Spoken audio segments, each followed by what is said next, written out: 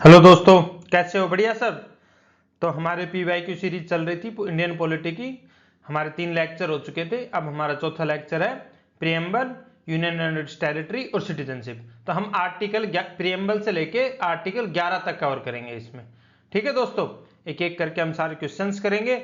एक बार अगर आपको पॉज करके क्वेश्चंस करोगे, उससे पहले ज्यादा अच्छे से करने के लिए आप क्या करना, 2 मिनट में जो हमारे क्लास नोट्स जो हमारे टेलीग्राम चैनल पे उनको निकाल के रिवाइज कर लेना और फिर साथ साथ क्वेश्चन अटेम्प्ट करते चलना और फिर देखना कितने सही हो रहे हैं।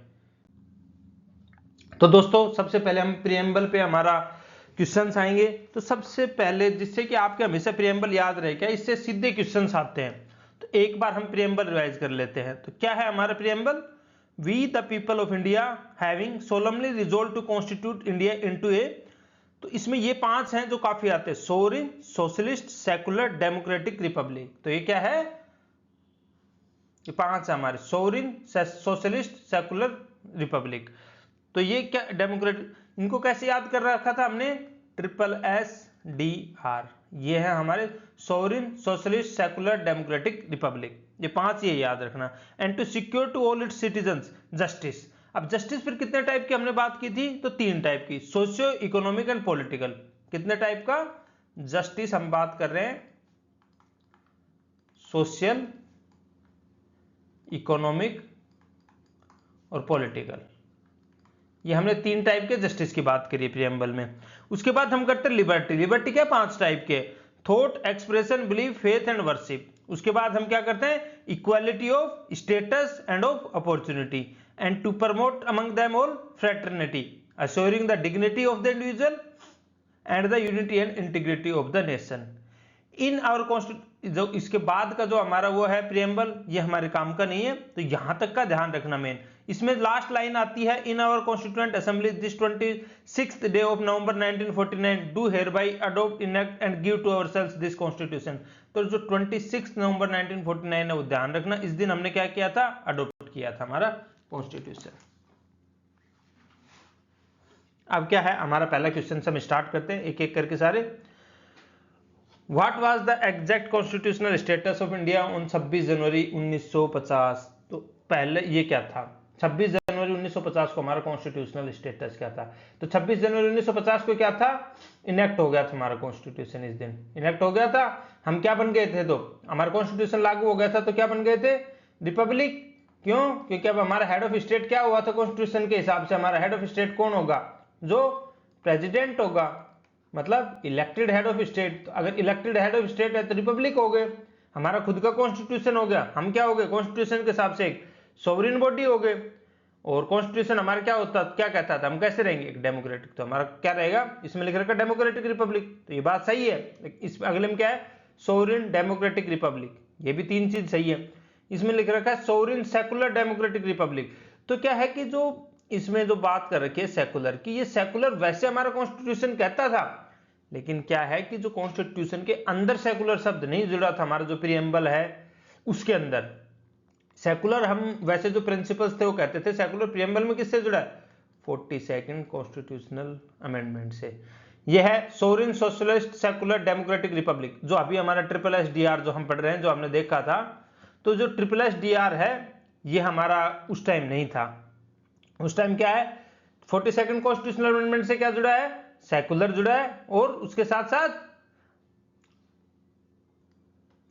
सेकुलर और जो सोशलिस्ट है, जो ये 2 शब्द हैं, ये हमारे किससे जुड़े हैं? 42nd कॉन्स्टिट्यूशनल अमेंडमेंट से। तो अगर आ जाए कि स्टेटस क्या था 26 जनवरी 1950 को, तो जो यूपीएससी ने जो इसका आंसर माना था वो भी था सोवरेन, डेमोक्रेटिक, रिपब्लिक। ठीक है दोस्तों। The mind of makers of the constitution of India is reflected in which of the following? जो दिमाग था हमारे जो कॉन्स्टिट्यूशनल मेकर्स का, वो किस में रिफ्लेक्ट हो रहा था? तो जो हमारा ऑब्जेक्टिव रिजोल्यूशन आया था, जो कि ऑब्जेक्टिव क्या था? ऑब्जेक्टिव रिजोल्यूशन का काम क्या था कि ये हमारे ऑब्जेक्टिव्स रहेंगे कॉन्स्टिट्यूशन बनाने में। तो वो दर्शाता था कि हम ये चीज करना चाहते हैं। तो पूरा माइंड क्या था? ऑब्जेक्टिव रिजोल्यूशन दिखा रहा था हमारे जो कॉन्स्टिट्यूशन मेकर्स थे कि ये फील्ड में जाएंगे। तो वो दिखाता था कि उनका दिमाग क्या क्या काम करना चाहता है। तो वो किस में था? ऑब्जेक्टिव रिजोल्यूशन ही आगे चल के क्या बना? प्रियम्बल। इसका आंसर क्या होगा? प्रियम्बल। जो फंडामेंटल राइट्स हैं ये हमारे पॉलिटिकल जो वो है लिबर्टी है उसके लिए सबसे इंपॉर्टेंट चीज है, पॉलिटिकल डेमोक्रेसी के लिए। पर ये क्या अकेले माइंड नहीं है, ये पॉलिटिकल डेमोक्रेसी की फील्ड में, राइट्स की फील्ड में सबसे इंपॉर्टेंट चीज अगर आ जाए कौन सी चीज है तो हमारे फंडामेंटल राइट्स जो इंडिविजुअल्स को हैं। Directive principle of state policy कहते हैं ये वो एस्पिरेशंस थे जो अभी हम पूरे नहीं कर सकते थे, पर भविष्य में हमारे जो कॉन्स्टिट्यूशनल इंडिया के जो मेकर्स थे उनके मन में था, जो हमारे फ्रीडम फाइटर्स थे जो कॉन्स्टिट्यूशन बना रहे थे कि ये हमें भविष्य में जाके करने हैं, तो वो क्या थे हमारे directive principles of state policy. और फंडामेंटल ड्यूटीज तो आई कब है हमारे 42nd कॉन्स्टिट्यूशनल अमेंडमेंट एक्ट से 1976 में, तो ये तो हो ही नहीं सकती क्योंकि कॉन्स्टिट्यूशन तो हमारा 1950 में इनेक्ट हो गया था। आंसर क्या होगा इसका? प्रियम्बल। फिर ये है how many types of justice, liberty, equality and fraternity in that order have been mentioned in the preamble of the Constitution of India। तो हमने क्या देखा था, जस्टिस कौन कौन से टाइप का था? सोशियो पॉलिटिकल और इकोनॉमिक। जस्टिस कौन सा था? सोशियो पॉलिटिकल और इकोनॉमिक। तो कितने टाइप का जस्टिस हो गया? 3 टाइप का।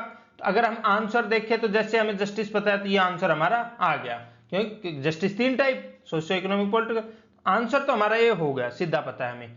फिर हम देखते हैं लिबर्टी। लिबर्टी किसकी, कितने टाइप की है? 5 टाइप की। Liberty of thought, expression, belief, faith और वर्शिप।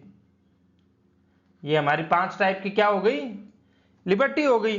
इसके बाद इक्वालिटी क्या है? इक्वालिटी किसकी है? Of status and opportunity. ये कितने टाइप की हो गई? 2 टाइप की, स्टेटस एंड अपॉर्चुनिटी की हो गई। उसके बाद क्या है हमारा? फ्रेटर्निटी। तो फ्रेटर्निटी तो एक ही टाइप की है, भाईचारा। ठीक है दोस्तों, तो कितने हो गया? 3, 5, 2, 1। Answer 3। Which among the following is the correct order mentioned in preamble of the Indian Constitution? इनका क्या है? तो हमने क्या पढ़ा था? Sovereign, socialist, secular, democratic, Republic. क्या? SSDR। तो सबसे SSDR था। अब इसमें क्या है कि आपको SSS पता होना चाहिए। तो सबसे पहले तो ध्यान रखना, सबसे पहले अपन कोई भी काम जब भी तो करेंगे जब हम क्या रहेंगे? सोवरिन रहेंगे। मतलब जब देश सोवरिन रहेगा, आजाद रहेगा, तो स्टार्ट किससे होगा? सोवरिन। तो इससे आपके कई 2 ऑप्शन कट आप बच जाते हैं बस, कि इन्हीं में से आंसर हो सकता है। फिर आपको सोशलिस्ट और सेकुलर में से, पहले हम सोशलिस्ट थे क्योंकि पहले कौन था हमारा? नेहरू जी थे, ये मानना। वो क्या थे? सोशलिस्ट थे। तो पहले हम सोशलिस्ट हैं, फिर हम सेकुलर है। SSDR इनमें क्या आपको sovereign, socialist, secular, democratic, Republic 1-2 बार जैसे आप प्रियम्बल पढ़ोगे वैसे ही याद रहेंगे आपके। तो क्या हो गया? सोवरिन, सोशलिस्ट, सेकुलर और डेमोक्रेटिक। और उसके बाद अगर पूछते तो रिपब्लिक। तो आंसर हो गया B. The word secular and socialist were added to the preamble of Indian Constitution by which amendment? तो हमने देखा था ये सेकुलर, सोशलिस्ट और इंटेग्रिटी है क्या? 3 शब्द जोड़े गए थे, कौन से? 42nd कॉन्स्टिट्यूशनल अमेंडमेंट से। देखो आपके अगर कुछ भी याद नहीं आ रहा, एग्जाम में 3-4 ऑप्शन दे रखे हैं, आपसे पूछ लिया कौन सा अमेंडमेंट है, आपको पता है पुराना है कोई आंसर है, और अगर आपको गैस करना है तो 42nd कॉन्स्टिट्यूशनल अमेंडमेंट गैस करके आओ। क्यों? क्योंकि ये है मिनी कॉन्स्टिट्यूशन अपने आप में, बहुत बड़ा अमेंडमेंट था ये। हर फील्ड में से रिलेटेड कुछ ना कुछ अमेंडमेंट इसमें हुआ था। क्यों? एक तो किस टाइम आया था ये? इमरजेंसी के टाइम आया था। तो क्या हुआ था? इंदिरा गांधी क्या चाहती थी? अपने हिसाब से चेंजेस चाहती थी, तो क्या आया था? 42nd constitutional amendment. तो अपने आप में एक मिनी कॉन्स्टिट्यूशन ही लिखा गया था इस अमेंडमेंट में। फिर इसको हटाने के लिए, इसके ज्यादातर प्रोविजंस के लिए आया था 44th कॉन्स्टिट्यूशनल अमेंडमेंट एक्ट। पर जो 42nd है वो सबसे इंपॉर्टेंट है। ठीक है दोस्तों, अगर प्रॉपर्टी हो, ध्यान रखना, तो क्या है 44th है, या इमरजेंसी से रिलेटेड प्रोविजंस आ जाएं, क्योंकि इमरजेंसी इसमें तो लगी है, तो चेंज किस में होगी, 44th में होगी, उससे रिलेटेड प्रोविजंस, वरना तो 42nd ही आंसर रहेगा। ठीक है दोस्तों पुराने में। Which one of the following objectives is not embodied in the preamble to the Constitution of India? इनमें से क्या मेंशन नहीं है? तो क्या है, लिबर्टी। लिबर्टी किस किस टाइप की है, thought, expression, belief, faith and worship, हमने देखा था। तो कौन सी नहीं है, लिबर्टी ऑफ थॉट है, इकोनॉमिक लिबर्टी, ऐसा तो कुछ हमने पढ़ा, लिबर्टी ऑफ थॉट, एक्सप्रेशन है, बिलीफ, इसके अलावा क्या है, फेथ और वर्शिप। इसमें पूछा है कौन सी इनमें से एम्बोडेड नहीं है, मतलब कौन सी इनमें नहीं है, तो क्या है, इकोनॉमिक लिबर्टी की बात नहीं करते हम। 5 टाइप की लिबर्टी की बात करते हैं, वो क्या है, थॉट, एक्सप्रेशन, बिलीफ, फेथ और वर्शिप।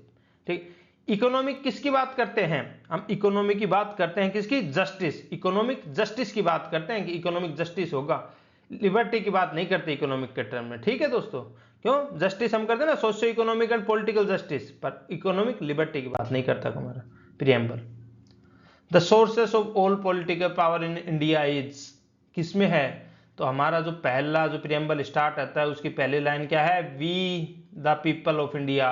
वी द पीपल मतलब जो पीपल हैं, कौन, देश के नागरिक है, तो देश की पब्लिक है। जो पॉलिटिकल पावर है पूरी पूरी किसके हाथ में, पब्लिक के, क्योंकि सब कुछ बनाती भी कौन है, पब्लिक है। सब कुछ चेंज कौन कर सकती है, पब्लिक कर सकती है। तो सारी की सारी पावर किसके हाथ में, पॉलिटिकल पावर, तो वो है पब्लिक के हाथ में हमारी। ठीक है दोस्तों,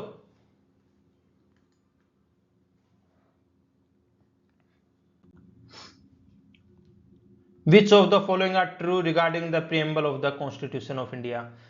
तो पहला है, the objective resolution was proposed by Jawaharlal Nehru and passed by the constituent assembly which ultimately become the preamble. तो ये हमने देखा ही था, ऑब्जेक्टिव रेजोल्यूशन किसने पास किया था, जवाहरलाल नेहरू ने। आ जाए कब किया था, कब पेश किया था, तो ये किया था 13 दिसंबर 1946 को। ठीक है दोस्तों, कब से हमारी पहली सीटिंग थी, 9 दिसंबर से, और ये कब पास हुआ हमारा, 13 दिसंबर को। सबसे पहली चीज जो पेश की गई थी वो क्या था, ऑब्जेक्टिव रेजोल्यूशन। किसने किया था, जवाहरलाल नेहरू ने। कब, 13 दिसंबर 1946 को पेश किया गया था ये। The idea of the preamble was borrowed from the constitution of India. ये बात बिल्कुल सही है, हमने सोर्सेज जब पढ़े थे तो हमने देखा था कि जो आइडिया है प्रीएम्बल का वो कहां से लिया है, हमने कौन से कॉन्स्टिट्यूशन से लिया है, तो हमने कॉन्स्टिट्यूशन से लिया है, यूएसए के से लिया है। The word socialist and secular were adopted by the 42nd amendment in 1976। ये बात भी बिल्कुल सही है, हमने देखा था सोशलिस्ट और सेकुलर दोनों किससे लिए गए थे, 42nd कॉन्स्टिट्यूशनल अमेंडमेंट से। The preamble incorporates the fundamental rights of the citizen of India. Preamble में कोई फंडामेंटल राइट्स नहीं है, फंडामेंटल राइट्स अलग से किसमें है, पार्ट 3 में, आर्टिकल 12 से लेकर आर्टिकल 35 तक, इसमें क्या है, फंडामेंटल राइट्स। तो ये क्या हो गया, गलत। तो आंसर क्या हो गया, 1, 2 एंड 3। कौन से ऑप्शन में है, option A.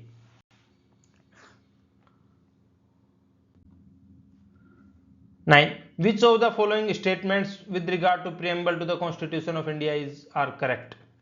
Equality of status and equality of opportunity find mention in the preamble. तो हमने देखा था equality of status and opportunity की बात प्रीएम्बल करता है, तो ये बात सही है बिल्कुल। The expression unity and integrity of the nation was not there in the preamble since the beginning. तो ये बात बिल्कुल सही है। क्यों सही है, क्यों सही है बताओ, क्योंकि इंटीग्रिटी कब जोड़ा गया था हमारे कॉन्स्टिट्यूशन में, कब जोड़ा गया था, 42nd कॉन्स्टिट्यूशनल अमेंडमेंट में। हमने देखा था ना अभी 1976 में, किसके साथ, सोशलिस्ट और सेकुलर के साथ क्या जोड़ा गया था, इंटीग्रिटी। तो ये शब्द नहीं था, इसलिए ये बात क्या हो जाती है, प्रीएम्बल की बिल्कुल सही हो जाती है। तो आंसर क्या हो जाएगा, C. The preamble to the constitution of India is a part of constitution but has no legal effect, not a part of the constitution and has no legal effect either, a part of the constitution and has the same legal effect as any other part, a part of the constitution but no legal effect independently of other parts। इसका answer क्या हो गया दोस्तों, इसका answer हो गया 10 का D. क्या है, पार्ट ऑफ द कॉन्स्टिट्यूशन है but has no legal effect independently of other parts. पर क्या है कि दूसरे पार्ट को इंटरप्रेट करने के लिए या उस चीज के लिए हम क्या करते हैं, कॉन्स्टिट्यूशन का जो प्रीएम्बल है उसका यूज करते हैं। तो इसकी थोड़ी सी हिस्ट्री है, इससे रिलेटेड क्या 2 फेमस केस हैं, आपको याद रखना है। तो इससे रिलेटेड जो सबसे पहला और जो सबसे फेमस केस है वो कौन सा है, बेरूबेरी यूनियन।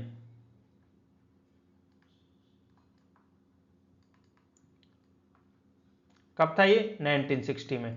तो इसमें जो हमारा सुप्रीम कोर्ट था उसने क्या कहा था कि preamble is not a part of the constitution.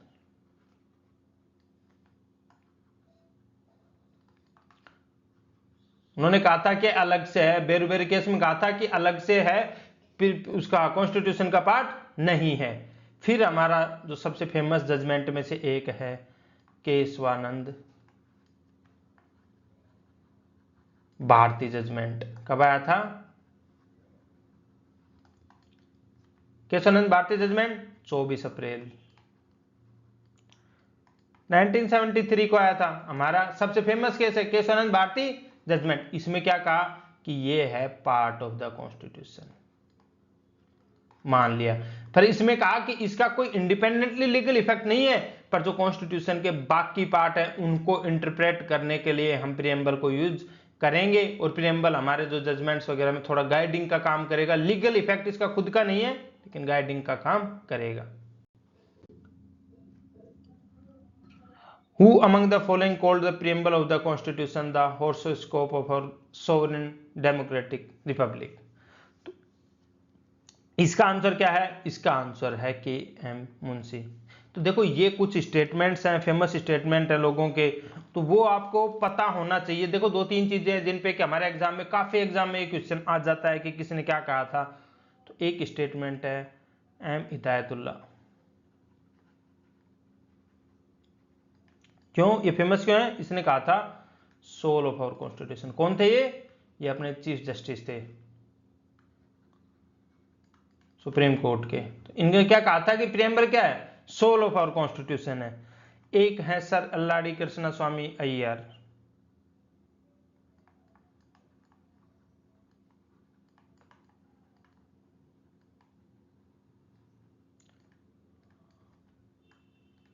इन्होंने क्या कहा था? इन्होंने कहा था कि preamble to our constitution expresses what we had thought और ड्रीम्ड फॉर सो लॉन्ग, कि ये हमारे वो सारी चीजों को एक्सप्रेस करता है जो हमने इतने लंबे साल से सोचा था। What we have thought for so long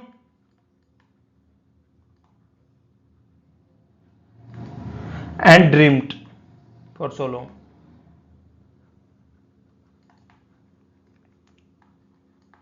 तो ये हमारे वो सारे सपने हैं। तो सारे इसमें तो क्या कहा है? सोल का है। और ये सारे सपने किसने कहा? Sir Alladi Krishnaswamy Iyer. क्या थे ये? कॉन्स्टिट्यूएंट असेंबली के पार्ट थे, हमारे मेंबर थे ना कॉन्स्टिट्यूएंट असेंबली के, सर अल्लाडी कृष्ण स्वामी अय्यर।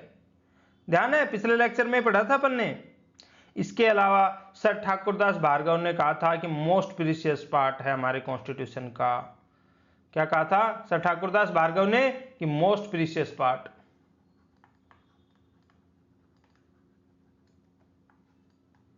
ये किसने कहा था? सर ठाकुरदास भार्गव। तो ये क्या है कि तीन चार स्टेटमेंट है जो आपको पता होना चाहिए कि किसने क्या कहा था। एक आ चुका है, तो ये क्या, अब देखो छत्तीसगढ़ के प्री में आए थे ये, तो हमारे एसएससी के लिए अभी भी रिलीवेंट है। इसके अलावा ये बाकी तीन स्टेटमेंट है, ये और किसी स्टेट पीसीएस में या कहीं भी ये स्टेटमेंट अगर इन तीन चार से आ जाए तो हम कर पाए आगे। ठीक है दोस्तों, काफी बार ये स्टेटमेंट दो तीन चीजों से रिलेटेड है, आ जाते हैं एग्जाम में। अब हम बात करते हैं क्वेश्चन नंबर 12 की। In article 1 of the constitution India is defined as the union of states besides being a federal state. तो क्या है कि ये कह रहा है बात कि इन और जो हमारा आर्टिकल 1 है इसमें कॉन्स्टिट्यूशन इंडिया को कैसे डिफाइन किया गया है? Union of state. बिल्कुल सही बात है, beside being a federal state. India federal state भी है। Union of India is not the outcome of an agreement with the state units and the units of the union have no right to secede.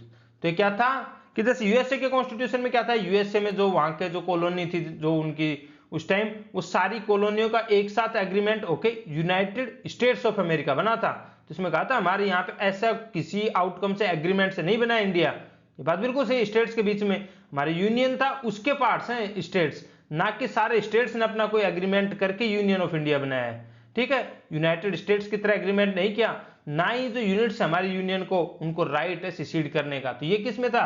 USSR में था। USSR में क्या था? Secede करने का, कि जो उस सोवियत यूनियन का पार्ट थी जो यूनियन, वो सारी सिसीड कर सकती थी। ये इंडिया में नहीं था। तो ये बात दोनों बिल्कुल सही है। तो यूनियन ऑफ इंडिया जो हमने इमेजिन किया था वो ना यूएसए की तरह था ना यूएसएसआर की तरह था, वो एक यूनिक आइडिया था हमारा अपना। तो दोनों बात सही है। तो इसका आंसर हो गया A and R both are true and R is correct explanation of A. ठीक है दोस्तों।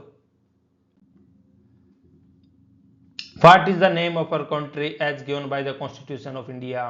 तो क्या दिया गया था, India that is Bharat, India that is Bharat, ये हमारा नाम है। इंडिया और भारत दोनों है। इंडिया कौन, वही जो इंडिया भारत है। रीऑर्गेनाइजेशन और change in the boundary of state Indian states can be done. तो रीऑर्गेनाइजेशन और चेंज इन बाउंड्रीज किसके अंदर होता है, आर्टिकल 3। तो आर्टिकल 3 में हमने क्या पढ़ा था कि ये क्या होता है, सिंपल मेजोरिटी से हो जाता है, following a general process and simple majority of the constitution. ये किसके अंदर पार्ट नहीं आता, ये आर्टिकल 368 के अंदर जो अमेंडमेंट है उसका पार्ट नहीं है। तो सेकंड ऑप्शन क्या था, 2/3 majority of 2 houses of the parliament, ये बात नहीं है। कब अपन 2/3 मेजोरिटी चाहिए, जब हम क्या कर रहे हैं, सिसीड कर रहे हैं कोई पार्ट। जब अगर हम किसी दूसरे देश को कोई पार्ट हमारा दे रहे होते तो मेजोरिटी चाहिए थी, लेकिन सिंपल रीऑर्गेनाइजेशन या change of boundary Indian states की, उसके लिए आर्टिकल 3 के अंदर सिंपल प्रोसेस से हो जाता है। ना ये चाहिए कंसर्न स्टेट से भी कोई लेना देना नहीं है, by executive of the government with concern of concern state, executive order से कुछ नहीं होता हमारे, उसको पार्लियामेंट में तो सिंपल मेजोरिटी से पास करना पड़ेगा बस। आर्टिकल 368 के अंदर वो पार्ट नहीं है। Which one of the following statement about the process of parliament to make new states is not correct. अगर नए स्टेट बनाने हैं तो उससे रिलेटेड कौन सा स्टेटमेंट करेक्ट नहीं है। हम एक एक करके देखते हैं। The parliament may by law form a new state and alter the boundaries or names of the existing states. तो ये हमारे आर्टिकल 2 और आर्टिकल 3 की बात कर रहे हैं हम इन सारे स्टेटमेंट्स में। तो पार्लियामेंट बाय लॉ क्या कर सकती है, नए स्टेट बना सकती है, बाउंड्रीज कर सकती है, name of the existing state, ये बात बिल्कुल सही है। इसमें हमसे क्या पूछा है, पर ध्यान रखना, इसमें हमसे पूछा है कि विच of the following about the parliament is not correct. ठीक है दोस्तों, नॉट करेक्ट, तो ये तो करेक्ट हो गया। A bill to this effect cannot be introduced in the parliament except on the recommendations of president. तो ये हमें पता है कि प्रेसिडेंट की रिकमेंडेशन पे नए स्टेट बनाने से रिलेटेड कोई भी बिल आएगा, कब आएगा, जब प्रेसिडेंट की रिकमेंडेशन पे आएगा। A bill to this effect may be referred by the president to the legislature of the affected state. हमने देखा था कि प्रेसिडेंट उसको लेजिस्लेचर ऑफ अफेक्टेड स्टेट को भेजेगा, उसको टाइम फ्रेम देगा, उसमें अगर अफेक्टेड स्टेट को बताना होगा कि वो क्या डिसीजन लेता है प्रेसिडेंट की बात, अगर नहीं बताया तो प्रेसिडेंट उसको पास मान लेगा। अगर उन्होंने उसको रिजेक्ट भी कर दिया प्रेसिडेंट के को, तो भी उसको ओवरराइड करके प्रेसिडेंट जो चाहेगा वो डिसीजन ले सकता है। ये हमने देखा था जब हम आर्टिकल्स पढ़ रहे थे, हमारे जब लेक्चर ले रहे थे, such a law will fall under the preview of article 368। ये गलत है, हमने पढ़ा था कि आर्टिकल 368 के ये बाहर रहेंगे, तो ये हो गया not correct. Which among the following was not associated with the State Reorganization Commission? तो स्टेट रीऑर्गेनाइजेशन कमीशन क्या था, या फिर हम उसको दूसरा नाम भी क्या देते हैं, फैजल अली कमीशन। उसमें कितने मेंबर बॉडी थी, 3 मेंबर बॉडी थे। कौन कौन मेंबर थे उसके, तो फैजल अली थे, HN कुंजरू थे और KM पनीकर थे। ये क्या थी, 3 मेंबर बॉडी थी स्टेट रीऑर्गेनाइजेशन कमीशन, या उसका दूसरा नाम है फैजल अली कमीशन जो हम पढ़ते हैं। ये क्या थी, 3 मेंबर बॉडी थी। 1953 में जब आंध्र प्रदेश की मांग हुई उसके बनने के बाद, तो 1953 में आंध्र प्रदेश बन गया था ऑन द लैंग्वेज बेसिस, तो हमारा स्टेट रीऑर्गेनाइजेशन कमीशन या फैजल अली कमीशन बनाया था, जिससे कि बाकी स्टेट्स की डिमांड है उनके बारे में भी सोचा जा सके। तो कौन इसके मेंबर नहीं थे, इसके मेंबर नहीं थे, KM Munshi. How many states and union territories were established by the 1956 state reorganisation act. तो इसमें कितने थे हमारे, 14 स्टेट थे और 6 यूनियन टेरिटरी थी। कितने, 14 स्टेट और 6 यूनियन टेरिटरी। इसके लिए कौन सा अमेंडमेंट आया था, तो इसके लिए आया था 7th कॉन्स्टिट्यूशनल अमेंडमेंट। कौन सा आया था, 7th कॉन्स्टिट्यूशनल अमेंडमेंट आया था हमारा। 14 स्टेट बने थे और 6 यूनियन टेरिटरी बनी थी हमारी। विच one of the following was the mandate of Dhar commission. तो धार कमीशन क्या था हमारा, गवर्नमेंट ऑफ इंडिया ने जो लिंग्विस्टिक बेसिस पे जो स्टेट्स की डिमांड हो रही थी उसको स्टडी करने के लिए क्या बनाया था, धार कमीशन। इसके बाद दूसरा क्या बना था, जेवीपी कमीशन, क्या था, जवाहरलाल नेहरू, वल्लभ भाई पटेल और पट्टाभी सिद्धारमैया, 3 मेंबर का। ये किसकी थी, कांग्रेस की कमेटी थी। जेवीपी ये बनी थी हमारी कमेटी, किसको, ये धार कमीशन की जो रिकमेंडेशन थे उनको स्टडी करने के लिए। इसमें कुछ पूछा है कि इसका मैंडेट क्या था, तो इसका मैंडेट क्या था, तो रिकमेंड करना कि स्टेट्स को लिंग्विस्टिक बेसिस पर रीऑर्गेनाइज करें या नहीं करें। तो 3 फेमस बॉडी क्या, धार कमीशन है, जेवीपी कमेटी, और तीसरी फैजल अली जो हमने अभी देखा था, फिर स्टेट रीऑर्गेनाइजेशन कमीशन। तो हमारे स्टेट के रीऑर्गेनाइजेशन के लिए 3 फेमस कमीशन आए थे। सॉरी दोस्तों। The first state formed on linguistic basis as per the Wanchoo report. तो पहला स्टेट लिंग्विस्टिक बेसिस पे कौन बना था, आंध्र प्रदेश। कब बना था, 1953 में। कौन थे, श्री रमालू थे, इनके पट्टाभी श्री रमालू थे। कौन, कांग्रेस के लीडर थे जिन्होंने फास्ट अंटिल डेथ किया था आंध्र प्रदेश के बनने के लिए। उनकी क्या हो गई थी, डेथ हो गई थी। अक्टूबर में डेथ हुई थी, दिसंबर में आंध्र प्रदेश का बनाया गया था। तो हमारा जो पहला स्टेट था लिंग्विस्टिक बेसिस पे वो कौन है, आंध्र प्रदेश है। कब बना, 1953 में। इसके बाद आ जाए कि स्टेट रीऑर्गेनाइजेशन हमारा कब हुआ, स्टेट रीऑर्गेनाइजेशन एक्ट आया था हमारा, किसकी, फैजल अली कमीशन की रिकमेंडेशंस के बाद 1956 में 7th कॉन्स्टिट्यूशनल अमेंडमेंट हुआ था जो हमारा, कि इसमें क्या बने थे, 14 स्टेट और यूनियन टेरिटरी बने थे। तो उसके बाद अगर आ जाए कि कौन सा पहला लिंग्विस्टिक बेसिस पे स्टेट बना था, तो क्या हुआ था, गुजरात और महाराष्ट्र लिंग्विस्टिक बेसिस पे अलग हुए थे। कब अलग हुए थे, 1960 में। तो ये वैसे आ जाए कि स्टेट रीऑर्गेनाइजेशन कमीशन के बाद पहला स्टेट कौन सा बना था, और उसमें अगर जैसे महाराष्ट्र और गुजरात 2 अलग हुए थे, तो 15th अगर पूछेंगे तो कौन सा है हमारा, गुजरात 1960 में। लेकिन पहला लिंग्विस्टिक बेसिस पे अगर आए कौन सा स्टेट बना था, तो वो बना था आंध्र प्रदेश 1953 में। Consider the formation of following states and arrange them in chronological order. तो कौन कौन से बने थे हमारे, कौन सा है, गोवा है, तेलंगाना है, झारखंड है और हरियाणा है। तो हमें सबसे पहले पता है, पहले तो हमने क्या देखा था शुरुआत में, स्टेट रीऑर्गेनाइजेशन कमीशन के बाद कितने बने थे, 14 बने थे, और 6 बनी थी यूनियन टेरिटरी हमारी। फिर उसके बाद 15 हमने क्या देखा था, गुजरात और महाराष्ट्र अलग, गुजरात बना था। उसके बाद बना था नागालैंड 1963 में, क्योंकि ये इंपॉर्टेंट है। जैसे नागालैंड आपके ध्यान रहना चाहिए, गुजरात ध्यान रहना चाहिए। इन 2 के बाद अगला सीधा क्या बना था, हरियाणा। किससे अलग हुआ था, पंजाब से 1966 में। ये कौन सा बन गया, तो 17 नंबर का स्टेट क्या था, हरियाणा। तो सबसे पहले हमारा कौन आएगा, 4 आएगा। तो 4 से हमारे क्या हो जाते हैं, 2 ऑप्शन हो जाते हैं 4 से। उसके बाद क्या बना था, अपने को पता है लास्ट कौन सा बना था, तेलंगाना बना था। कब बना था, 2014 में बना था। तो सेकंड नंबर का लास्ट होना चाहिए। तो ये इससे भी यही हो रहे हैं। उसके बाद क्या था, हमने देखा है, ये हमारे ध्यान है, तेलंगाना से पहले जो 3 बने थे वो कौन बने थे, छत्तीसगढ़, उत्तराखंड और झारखंड। ये कब बने थे, ईयर 2000 में। इससे क्या हो गया, थर्ड नंबर क्या आएगा, 3 पे आएगा। तो आंसर हमारा हो जाएगा बी। उसके बाद गोवा कब बना था हमारा, तो 1987 में क्या बना था, गोवा बना था। गोवा के साथ हमारा कौन कौन से स्टेट बने थे, तो गोवा के साथ हमारे मिजोरम और अरुणाचल प्रदेश बने थे। गोवा के साथ मिजोरम अरुणाचल बने थे। और गोवा के जस्ट बाद गोवा 25th स्टेट था। तो 26, 7 और 8 जो बने थे वो हमारे झारखंड, और जो हमारे 20 अगर 8th माने तो वो बने थे हमारे छत्तीसगढ़, उत्तराखंड और झारखंड बने थे। तो गोवा के जस्ट बाद इन्हीं का नाम है, तो इसलिए ध्यान रखना है ऑर्डर। ठीक है दोस्तों। In which year was the citizenship act passed in India. तो हमारा जो फेमस सिटीजनशिप अमेंडमेंट एक्ट है, पहला जो सिटीजनशिप एक्ट था जो बनाने के लिए हमारे पार्लियामेंट ने जो हमारे सिटीजनशिप कंट्रोल करने के लिए बनाया था, तो अभी भी जो मेजर एक्ट है वो क्या है, सिटीजनशिप एक्ट ऑफ 1955। हमारे जो लास्ट अमेंडमेंट क्या हुआ था, सिटीजनशिप अमेंडमेंट एक्ट 2019 में हुआ था ना अमेंड, जो हमारे प्रोटेस्ट हुए थे, सीएए के प्रोटेस्ट हो रहे थे, जिनके नाम से सीएए, एनआरसी, विशेषकर दिल्ली में जो सबसे ज्यादा देखे गए थे। क्या हुआ था, जिनमें जो हमारे बांग्लादेश, पाकिस्तान और अफगानिस्तान के जो माइनॉरिटी ग्रुप्स हैं उनको सीधी सिटीजनशिप मिल सकती थी। तो उसके लिए कौन सा हुआ था, 2019 का। लेकिन जो पहला सिटीजनशिप एक्ट, किसके पास पावर है सिटीजनशिप से रिलेटेड रूल्स लाने की, पार्लियामेंट के पास। तो पहला एक्ट उसको रेगुलेट करने के लिए क्या आए थे, citizenship act of 1955।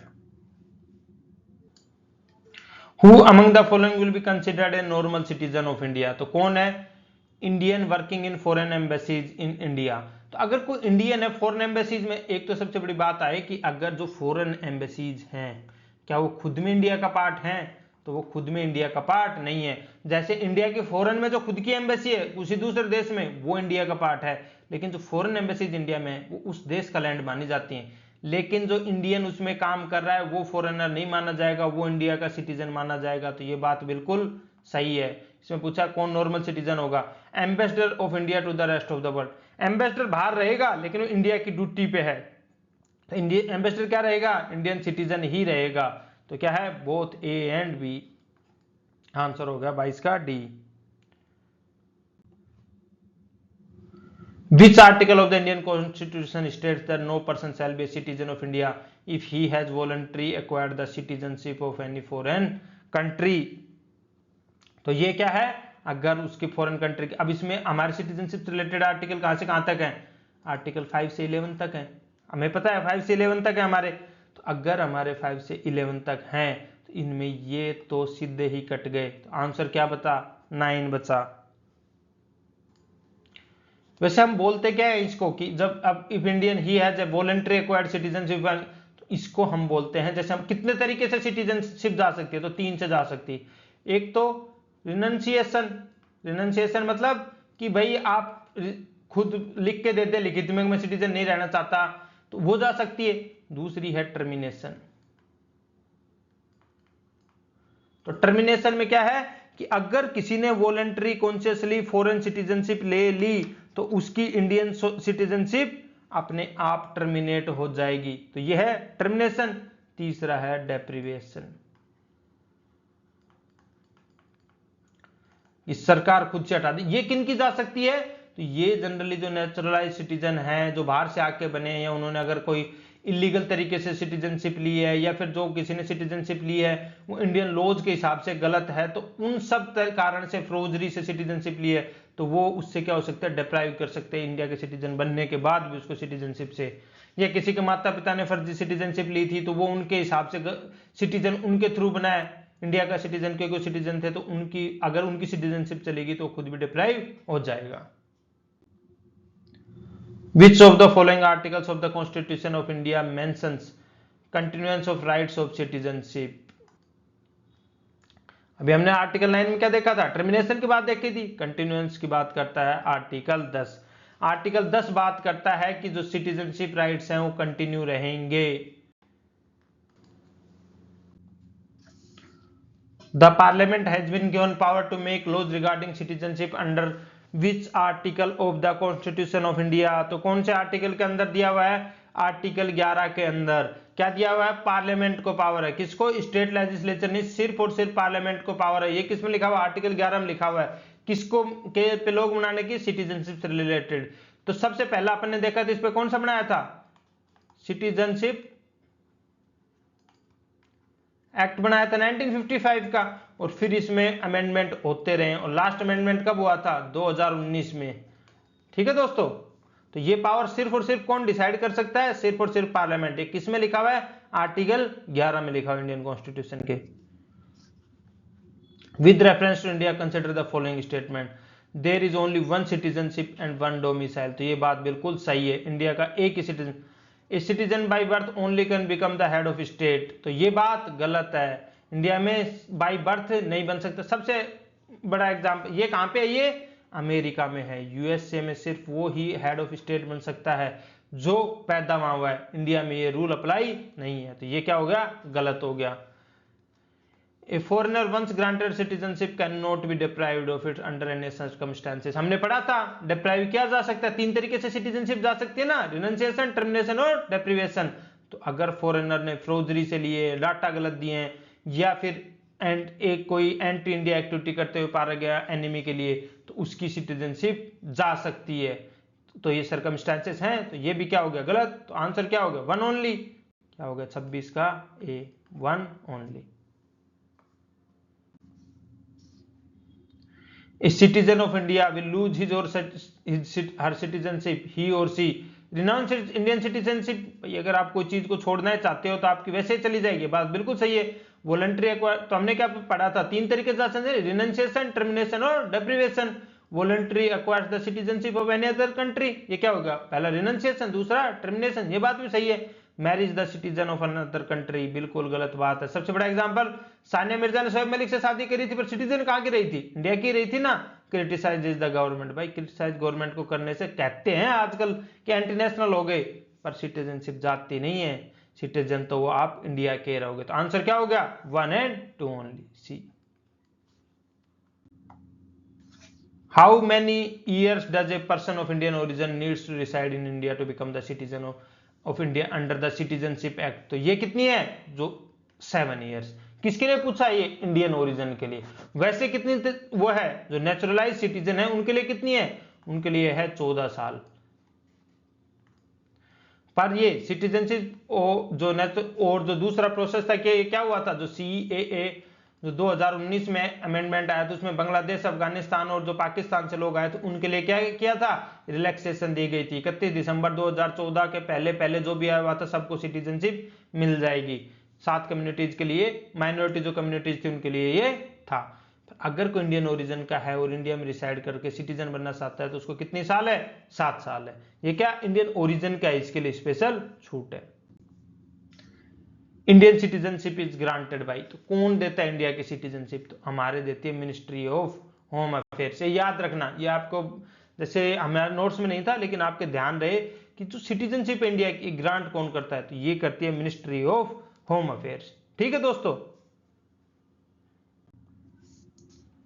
What is true about overseas citizens of India OCI card scheme, तो क्या था overseas citizen of India card scheme है, उसमें क्या है कि इसमें पूछा है कि ट्रू क्या है, the card holder gets multipurpose life time to visit India, तो ये बात बिल्कुल सही है। तो ये ऑप्शन हो गया A. He she can purchase agriculture land in India, नहीं उस पर रेस्ट्रिक्शन है एग्रीकल्चर लैंड पे। ही और सी गेट्स वोटिंग राइट्स, वोट सिर्फ और सिर्फ कौन डाल सकता है, देखो एक बार जब हमारे ओवरसीज सिटीजनशिप कार्ड बन रहा था, जब ये पॉलिसी ला रहे थे तो ये बात हुई थी कि इनको भी सिटीजनशिप दी जाए, पर फिर ये हुआ कि जब जो हमारा सिटीजन ही नहीं है तो उसको वोट डालने का अधिकार क्यों, हमारे क्या है ड्यूल सिटीजनशिप देते नहीं। अगर ड्यूल सिटीजनशिप होती तो OCI वालों को ड्यूल सिटीजन मान के वोटिंग राइट्स होते, पर हमारे तो है नहीं, हमारे तो सिंगल सिटीजनशिप है। If registered for 5 years, he or she will automatically get Indian citizenship। कोई प्रोविजन नहीं है, जो OCI overseas citizen of India है वो पर्सन ऑफ इंडियन ओरिजिन के तहत 7 साल वाला बेनिफिट उठा सकते हैं, 5 साल का कोई सीन नहीं है, ऑटोमेटिकली कोई नहीं किसी को नहीं मिलती, जब आप अप्लाई करोगे तो आपको मिलेगी। तो इसका आंसर क्या होगा, 30 का ए। ठीक है दोस्तों, बहुत बहुत धन्यवाद आपका। लाइक करें, शेयर करें, सब्सक्राइब करें, हमें कमेंट करके बताएं कि और क्या क्या आपके लिए इंप्रूव करके हम दे सकते हैं। ठीक है दोस्तों।